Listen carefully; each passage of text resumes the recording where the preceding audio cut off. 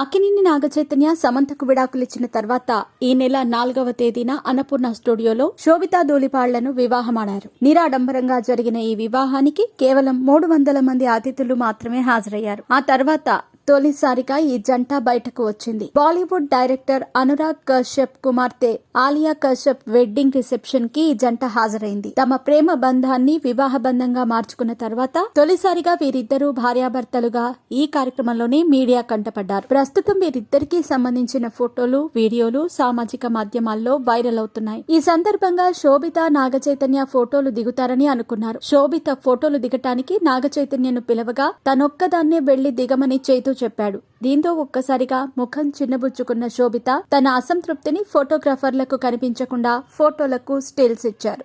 వివాహమే 4 రోజులు కూడా కాకుండానే ఇద్దరి మధ్య చిర్రుబుర్రలాటలు చోటు చేసుకుంటున్నాయని నెటిజన్లు ఈ వీడియో చూసి కామెంట్లు పెడుతున్నారు. వాస్తవానికి నాగచైతన్య నిరాడంబరంగా ఉండటానికి ఇష్టపడతాడు.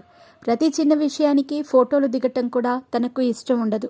వాస్తవానికి పెళ్లి కూడా రెండోది కావటంతోనే ఆర్భాటం వద్దని తన తండ్రి నాగార్జునకు చెప్పి కేవలం చాలా నిరాడంబరంగా అతి కొద్ది మంది అతిథులు, బంధువుల మధ్య వివాహమాడారు. కొందరు నెటిజన్లు మాత్రం నాగచైతన్య కూడా శోభిత పిలవగానే వెళ్లి ఫోటోలు దిగితే బాగుండేదని, పెళ్లైన తరువాత తొలిసారిగా ఇద్దరూ కలిసి బయటకు వచ్చారు కాబట్టి కలిసి ఫోటోలు దిగటం సమంజసమేనని అంటున్నారు.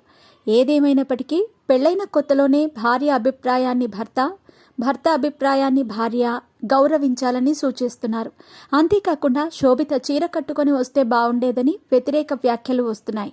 ప్రస్తుతానికి వీరిద్దరికీ సంబంధించిన వీడియో మాత్రం సామాజిక మాధ్యమాల్లో వైరల్ అవుతోంది.